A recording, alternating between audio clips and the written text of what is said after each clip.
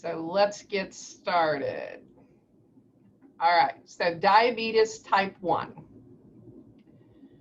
So diabetes type 1 is when there's absolute deficiency of insulin, resulting in hyperglycemia. The patient usually is diagnosed with this between the ages of birth to 20 years of age.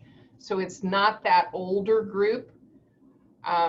Americans, though, have started to get type 2 at a younger age.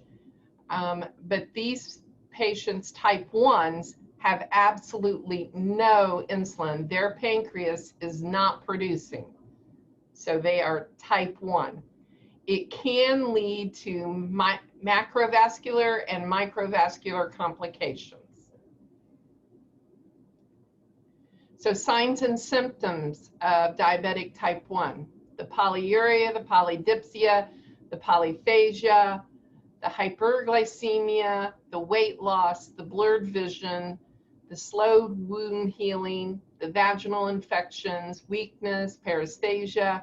They have signs of inadequate circulation to their feet and signs of accelerated atherosclerosis. Now I want to stop for a minute. When you understand osmosis, diffusion, and all of those, this kind of helps you understand what's happening with this patient. Okay, so first off, we have a patient who, for whatever reason, their pancreas is not producing insulin, okay? So when they eat, that blood sugar, or the blood sugar that the food that they eat enters the system. But again, the pancreas is not secreting insulin. So I have a high blood glucose. That causes that diuresis to occur because of high blood sugar. Go back to your fluid and electrolytes and study that. That causes that diuresis, which causes the polyuria, which is peeing a lot. Because I'm peeing a lot, I'm drinking a lot, polydipsia. Now my body does not know that I've eaten. It's still hungry because it still is not getting the sugar it needs. It's not getting the glucose it needs because it's not crossing over. The insulin's not happening. So that's the polyphagia. They're constantly eating because their body is telling them, you're still not giving me what I need. So you're constantly eating. That leads to the hyperglycemia. But because it's not breaking down the blood sugar, it has to get its energy from somewhere.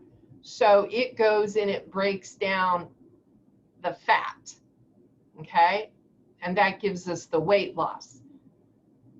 So all of these are interconnected. If you can take the patho of what happens with the diabetic patient, you can understand where all these signs and symptoms come from. Okay, so next, diet and exercise. It's recommended, and most doctors refer patients to the American Diabetic Association diet. My mom had that for a long time, and so I have a copy of it. If you've never seen one and you want one, just email me and I'll send you a copy. But lately, a lot of docs have changed to carb counting. How many carbs are you eating a day? And that usually is an easier way to keep track of whether you're taking in too much. So complication of diabetes type 1 is diabetic ketoacidosis. Now in a later series, I will do diabetes type 2, and it most generally goes into the HHNS, the hyperosmotic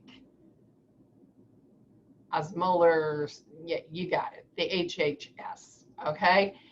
So, but for type 1, it's the diabetic ketoacidosis. I want to stop here for a minute because a lot of the students in the office and online are having trouble with this. acidosis. It tells me I'm in acidosis. It also tells me which one I'm in. It's diabetic. That's metabolic. So I'm in metabolic acidosis. So when you get those acid-based questions and they tell you they're in metabolic acidosis, that means, or they tell you that they're in diabetic ketoacidosis, that means they're in metabolic acidosis. Okay, so next, signs and symptoms of DKA. It's a sudden onset. It doesn't take long for this to happen. It is precipitated by infection and other stressors, or the lack of the patient giving themselves the insulin. We're going to talk about that here in a minute. Small respirations is the body's way of compensating for that metabolic acidosis, okay? Small.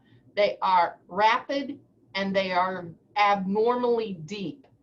A lot of students here in the office and online with me keep telling me they're shallow, but they're not. They're rapid and they're abnormally deep. It's the compensatory mechanisms of the respiratory to blow that stuff off. And when that happens, you get the fruity breath. You get nausea and abdominal pain. And there are those three signs and symptoms again: polyuria, polydipsia, polyphagia, with the weight loss. Now, when I have polyuria, I'm peeing off fluid. So I will lose weight, but I also become dehydrated. I want you to hear me. I become dehydrated when I'm doing the polyuria, okay? So my skin will be dry, I'll have sunken eyes, I'll be lethargic, and I can go into a coma. So here's the labs that DKA affects. My serum glucose is going to be greater than 300. My pH is going to be less than 7.35. My serum bicarb is going to be less than 15. My BUN is going to be greater than 20. And I'm going to have positive ketones. Sodium can be either low, normal, or high. The potassium will be elevated if they're in the acidosis, and the creatinine will be greater than 1.5. Pay attention to the labs in questions. Pay attention to the signs and symptoms in questions. Okay, so diabetic ketoacidosis is hyperglycemia.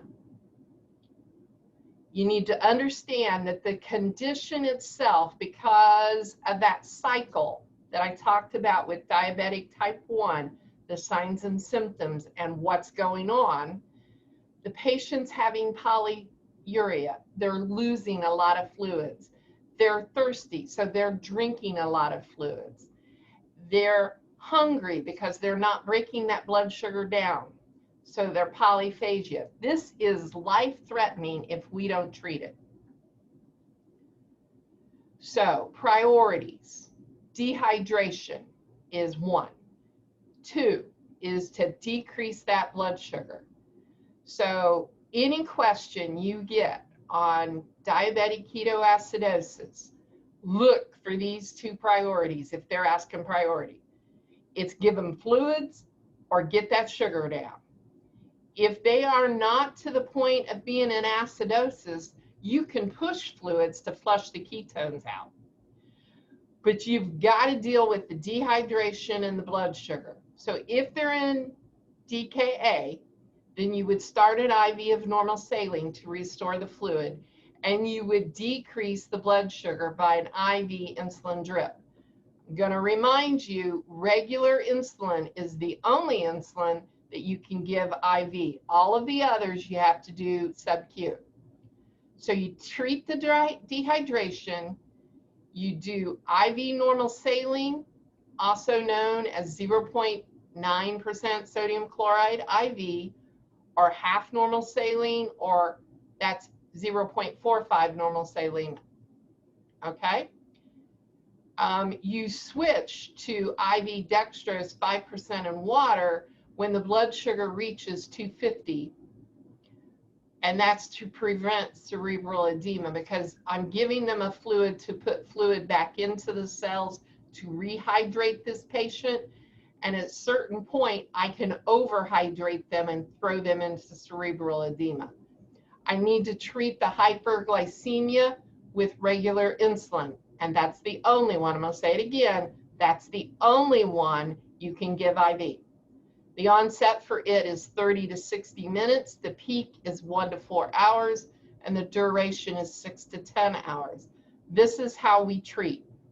Now, because I said at the very beginning, there are things that we can do to prevent this. That's what I want to talk about next.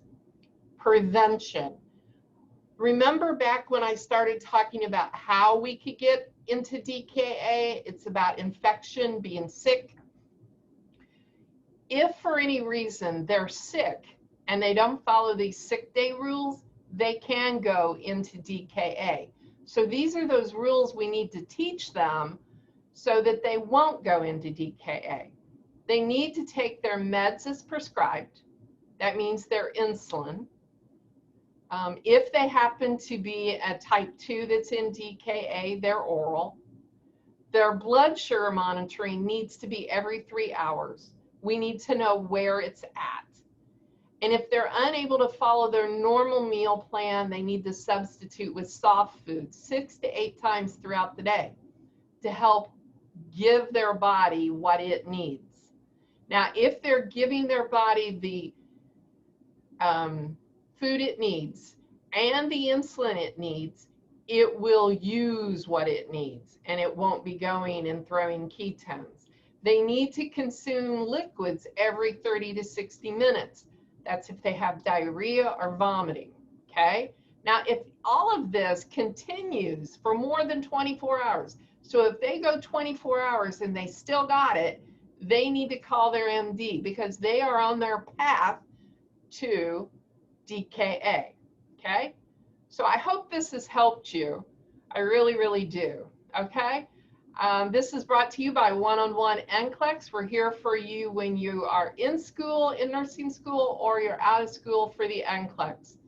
Another little side thing is my book is still available on my website, and also this coming Monday at 6 o'clock, I have the pharmacology mini class that a lot of people like. There was a statement made by one of you, Jody, and I've actually put it in a post here on Facebook for you to see. So have a good day. Bye-bye.